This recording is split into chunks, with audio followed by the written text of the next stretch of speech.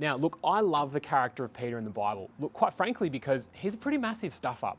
Every time he looks like things he's getting right and he's going in the right direction, pretty quickly he turns it around and he gets it wrong again. So look, as an example, Peter is actually the first guy in the Bible who recognizes who Jesus is and says, hey, I get it. You're something more than just this wise preacher. You're actually the Son of God. But within a couple of verses, Peter's not listening to Jesus, he's telling Jesus what to do, and Jesus turns around and says, hey, stop it, and actually even goes as far as calling him Satan.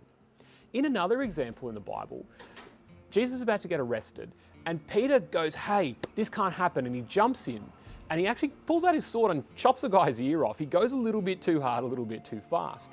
In response, Jesus says, mate, calm down, I don't want you to do that, and he heals the guy's ear. But look, probably the most famous story in the Bible is actually when Jesus gets arrested and ultimately gets crucified. Peter's hanging around a little bit, and right before Jesus gets arrested, he's talking to Peter, and Jesus says to Peter, essentially, mate, you're going to ditch me. Peter gets massively offended and says, I would never do that. What are you talking about? I'll follow you to the death.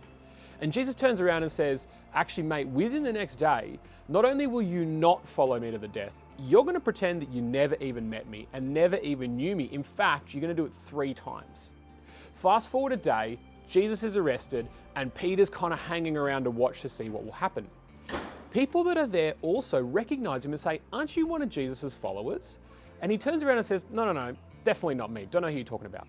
And 2 more times they say, yeah, definitely. We're pretty sure you are one of Jesus's followers. We've seen you hanging around with him. And Peter denies it 2 more times, 3 in total, before he remembers what Jesus had told him.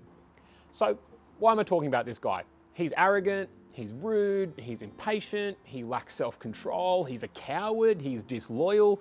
The list goes on. Doesn't really sound like a guy that God's done great things through.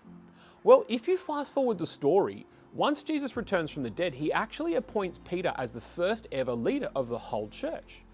And Peter goes to spend the rest of his life telling people about Jesus and growing the church. And legend has it that Peter even actually does eventually go to die for his beliefs on a cross in the same way that Jesus was.